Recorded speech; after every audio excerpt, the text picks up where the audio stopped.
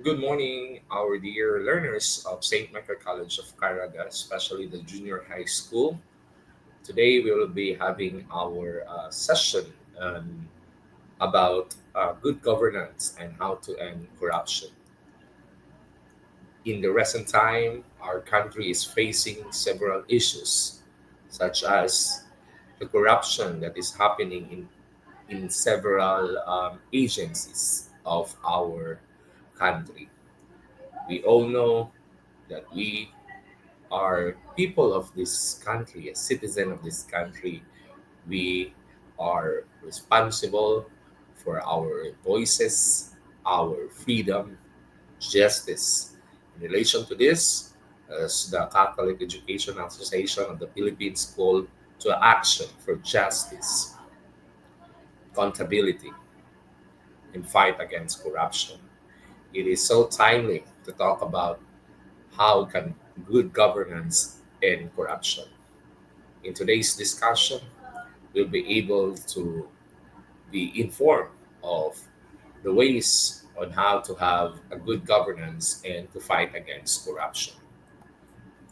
So, knowing this, no, these are the slides that we are going to talk about this morning and this day.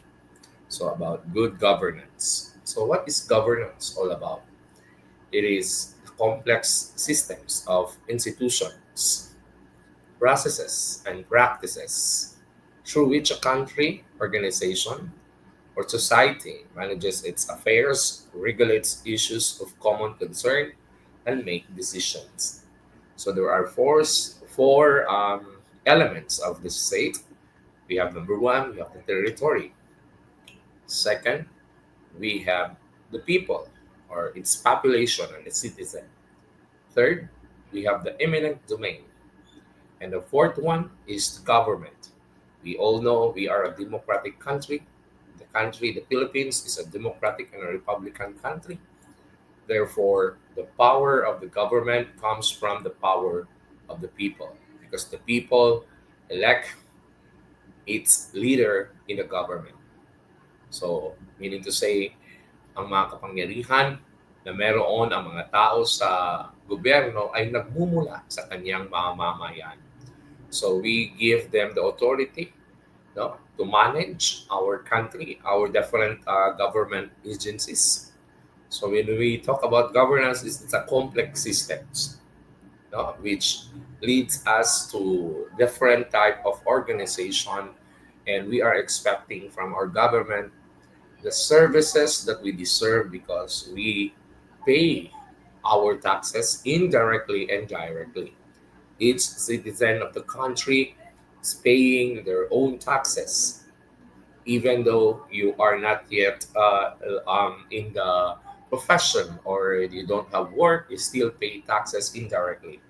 For those products and services that you consume, there is always a tax that lies on that.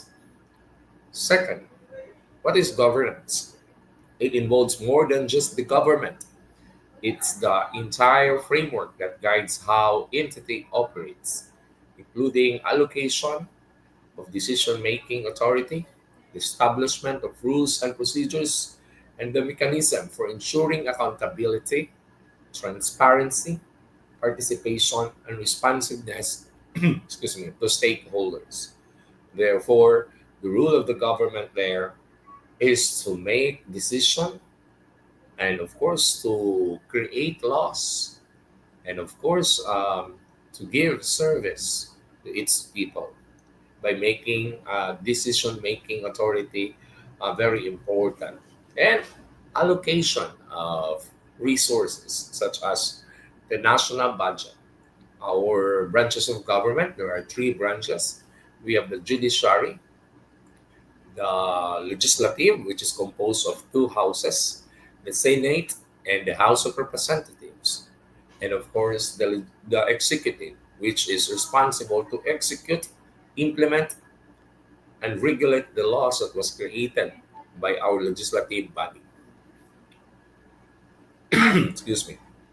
Government is one of the actors in governance. Therefore, we have our own government. That is because We give them the power, the people who are in the government, the government officials, the government employees, they are responsible, of the services that our people deserve to have. So that is why we need to understand the government system of our country. Why good governance matters? So bakit nga ba kailangan na magkaroon ng maayos na pamumuno sa ating pamalaan? So why good governance matters to us, citizen of the country, as a student, as a ordinary citizen of our country, why good governance matters to us. Number one, it helps to prevent fraud, corruption, and mismanagement. Of course, today we have witnessed several issues when it comes to the utilization of the funds. We have issues about corruption and the mismanagement of the funds. Where did the funds comes from? So saan nanggagaling ang pundo ng pamalaan? Ito yung nanggagaling mismo sa atin lahat ng mga mamamayan na nagbabayad ng buwis. There are three powers of the government. The first one, the power of the police power. Second, we have the power of eminent domain. And the third one, we have the power of taxation. Earlier, I mentioned the four elements of the state. We forgot the eminent domain. There is the sovereignty of the country, the power to that we have, that the authority to manage our own country. That's the sovereignty. Now we talk about the power of taxation. This is all about the government has the authority to collect taxes because the tax is the backbone of our society. This is where our services are being funded because of our tax. Now today we have heard a lot of things about the issues of corruption, the mismanagement of the funds. Example, of course, we cannot go away with the flood control issues, the infrastructure issues in our country. So it talks about the discipline of our leaders, how to become an effective leader in our society, especially in politics and in government. Second, why good governance matters to us. Of course, we Filipino are expecting the quality service, the government services that the government should offer to the Filipino people. It helps ensure that the government is responsive to the needs and expectation of its people. Of course, the concern of the government is to serve its people and to see to it that the welfare of the people is in the top priority of this government of this country. Social welfare, the common good, of the people in the country. It promotes economic growth and development. So these are the three. No, if we have good governance, of course, we can prevent corruption. We can, of course, offer social welfare to its people, and we can observe evident growth and development to our economy. Now, let's dive into the 8 characteristics of a good governance. So, later on the end part of our discussion of this recorded lesson or video, we will be answering questions, no, which is important, and it will be uploaded in your elements. So, please, I would like you to participate and, of course, to listen carefully and watch its presentation on the 8 characteristics of good governance. To start with, as a Michelinian, we have our core values. The number one core values that we have is to become socially responsible. So being socially responsible is being aware of what is happening to our country, being informed and being involved of the things of the being involved on the social issues, that we'll be able to participate, to give our point of views, ideas through whatever platform, especially right now in the social media.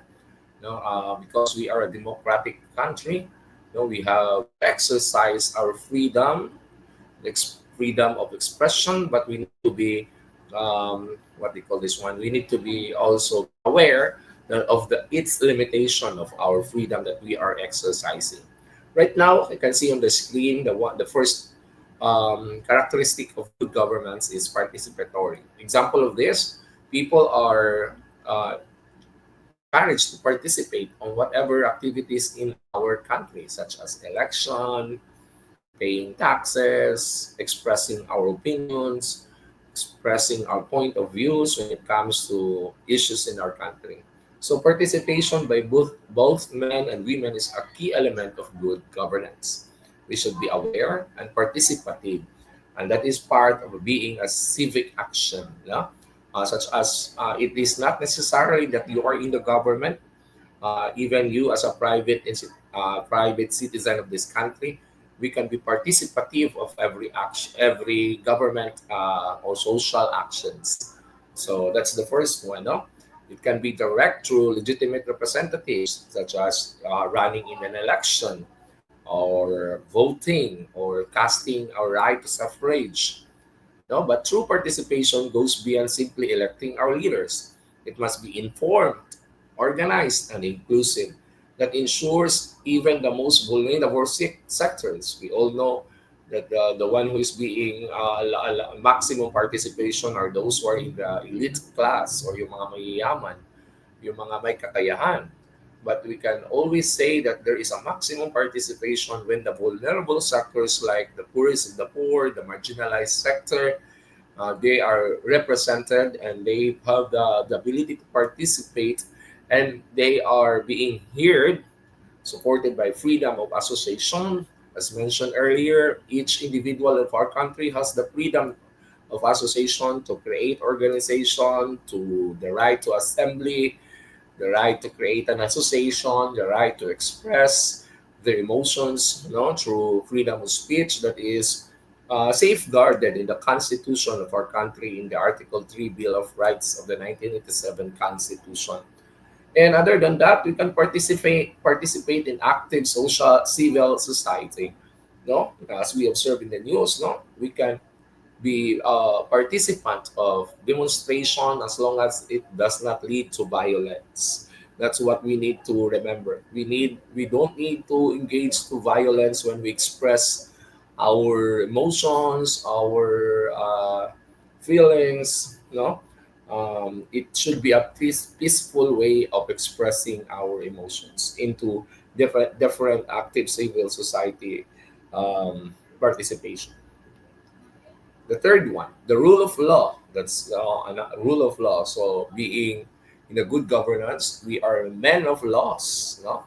Therefore, every actions that we do in our country, in the land, we should be aware of the fundamental law of the land, the constitution, the different regulatory laws, the different laws that is being implemented in our society. No, because no one is above the law. That statement says that we are all equal. No, we are all equal, protected by the law. Therefore, there should be no one above the law. We are the men of laws. No? So good governance demands fair legal frameworks, but unfortunately, we all know if you don't have enough resources, if you don't have money, justice could not be uh, prevail. But we are hoping that the government is treating us equally, the equal protection of the law, and that is stated in the Bill of Rights of the Article 3 of our Constitution, uh, with full protection of human rights, especially for the minorities, the the underserved, the marginalized sector. The example of that is the indigenous people. So the rule of law requires an independent judiciary. No, we all know that these three branches of the government are all equal, no, of power. There is a separation of power of the church and the state, and there is equal the check and balance of our branches of the government. So our judiciary system should be independent from the different branches of the government, so that it could serve its purpose. No, and the judiciary should be independent and an honest, impartial police force to ensure laws are enforced without bias or corruption. So we are calling to each government officials, government employees to be um, aware of the rule of law of our country. No? The next one is transparency. From the word itself, transparent. Our government officials, government workers should be transparent. There is what we call those government employees, government politicians, those who are serving the country should declare their state of assets and liabilities. That is a transparency, no? That means decision and their enforcement follow established rules and regulation.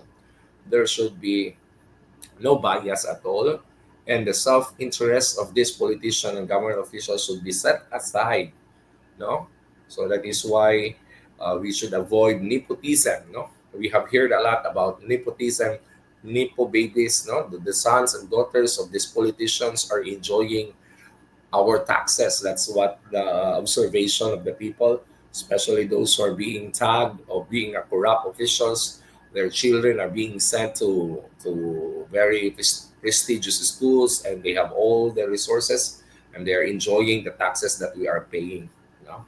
So the government officers in the government, they are required to submit yearly the statement of assets and liabilities and net worth, that is SALN. No, the government officials should divest their company. No, there should, if you are in the government service, you should not be an owner of the different organization or companies to avoid having the self-interest. No, with information made freely and clearly accessible to those affected. No, we have, I hope, the bill of freedom of information. I think it's not yet a law. It should be passed so that the ordinary people, so that every citizen have the access to information in the government. No, the bill of right to information. Although we have the right to be informed, no, and that is protected and guaranteed in the 1987 Constitution. That ensures it is sufficient and easy to understand. That's transparency at all. So that is why the Commission on Audit, who is responsible as a constitutional commission, was responsible to audit the different expenditures of the government, different agencies, and different individuals who are leading that agencies. Next one, being responsive. No, characteristic of a good governance is responsiveness. Good governance requires that institutions and processes try to serve all stakeholders within a reasonable time frame. That is why in different agencies of the government, they have what we call the citizen charters.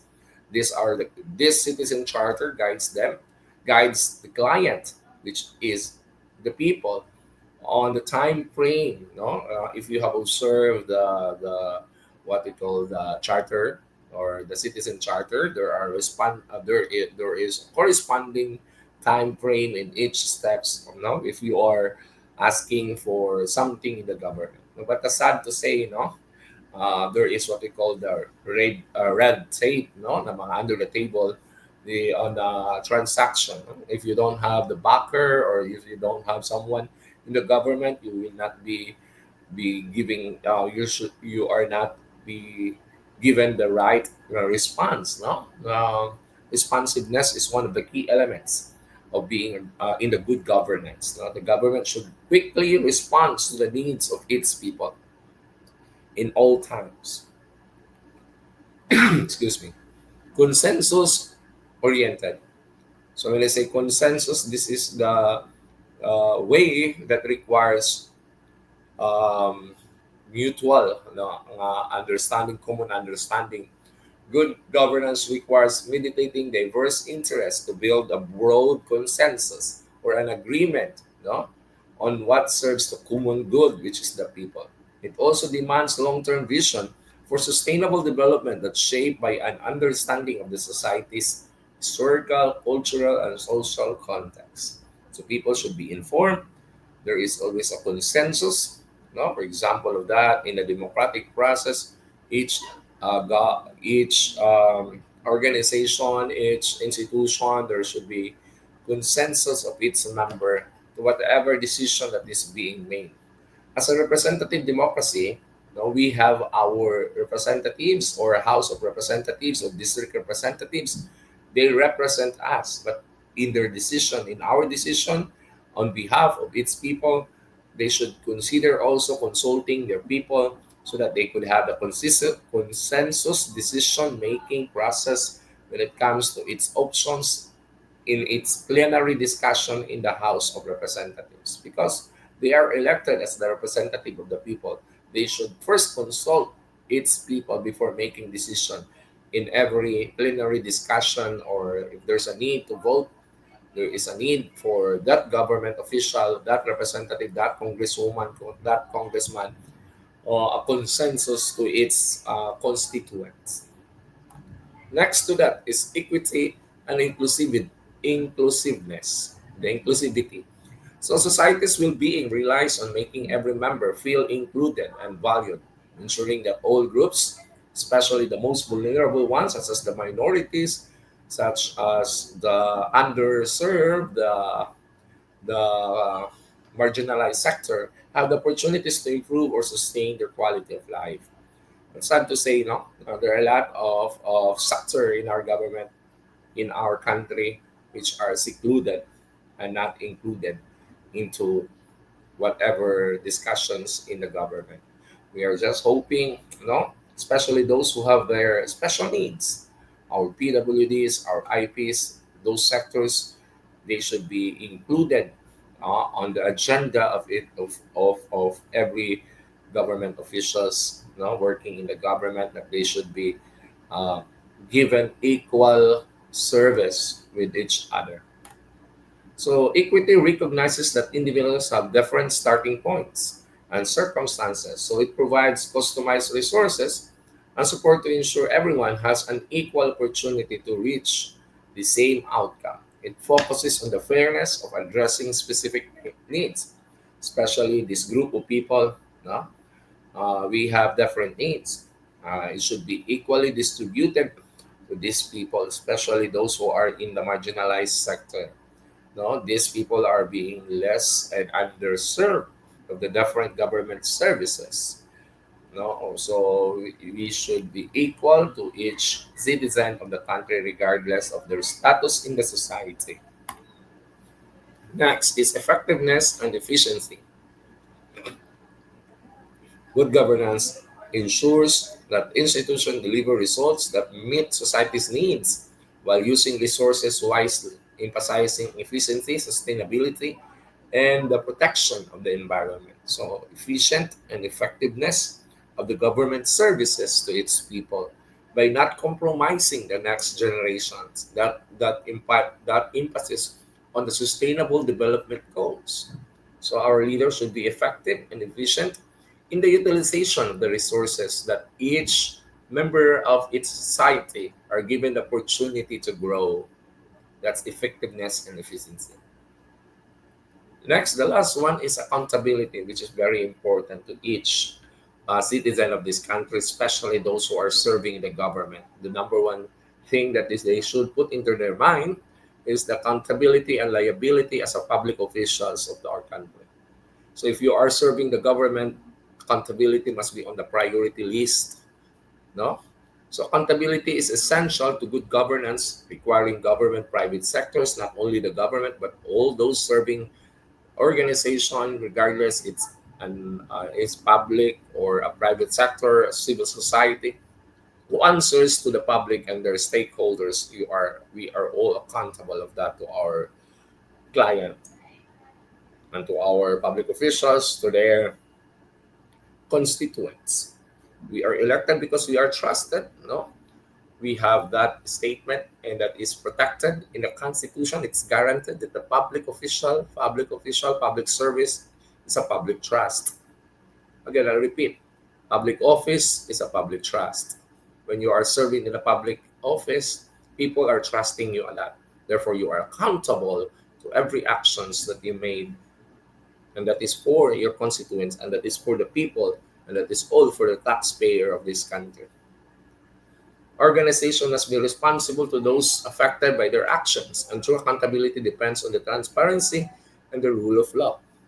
In these times when when government officials are being associated to corruption, these government officials should be accountable of every actions that they do. really affects good governance, where we can observe a lot of people are victims of these flash floods and other natural disasters. That is because our government services are not enough, because of these people who are in the government, serving the government, to take the opportunity, no, of taking our funds for their own interests. Accountability must be undermined. No? Each individual, whether you are in the private sectors, you are working in the private sectors, you are working in the public office, especially public office, accountability must be secure to everyone. So to end, how can good governance end corruption? Of course, if we have good governance in our country, people trust its government leaders. And in return, the government officials, the government agencies will be serving its people to its welfare and the common good of the country. So we are hoping that our government officials and its citizens will be working together hand in hand to fight against corruption. Corruption must be end so that the people who deserve the government services will be also enjoying what is for them. Thank you and God bless everyone.